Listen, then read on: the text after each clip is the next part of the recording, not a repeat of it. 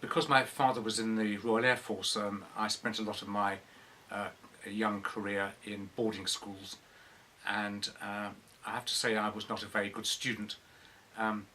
My favourite subjects were physics, maths and chemistry, but interestingly enough, throughout my entire career as a schoolboy, I was never taught any biology, which was pretty extraordinary really, because the 1950s was the time when Watson and Crick were elucidating their famous structure, DNA.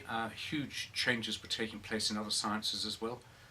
Linus Pauling's book was having a deep influence on chemistry, for example, and physicists were preparing to get ready for the launch of the Standard Model a few years later. So it was a very exciting time in science, but somehow that excitement didn't filter through to the schoolboy lessons, I have to say.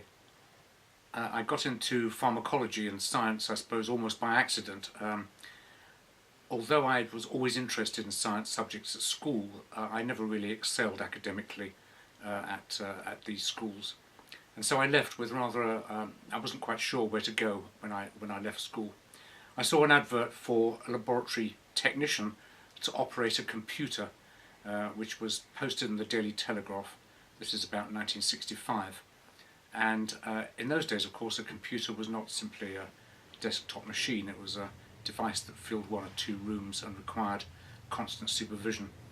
And I thought that the job might entail doing that, which was something which quite interested me. So I was invited for an interview, and but when I got there I found out that the job had already gone. But John Vane, who had posted the advert in the Daily Telegraph, said, well, maybe you'd like to apply instead for a technician job in my pharmacology laboratory. I'd never heard of pharmacology, I had no idea what it was, and I had to go back that evening and look it up. But I said yes. I'm not quite sure why, but I said yes, and as soon as I joined the laboratory I realised this was something which fascinated me deeply and that I really wanted to work with for the rest of my life. So in a way it was a big chance, but I'm glad it turned out that way.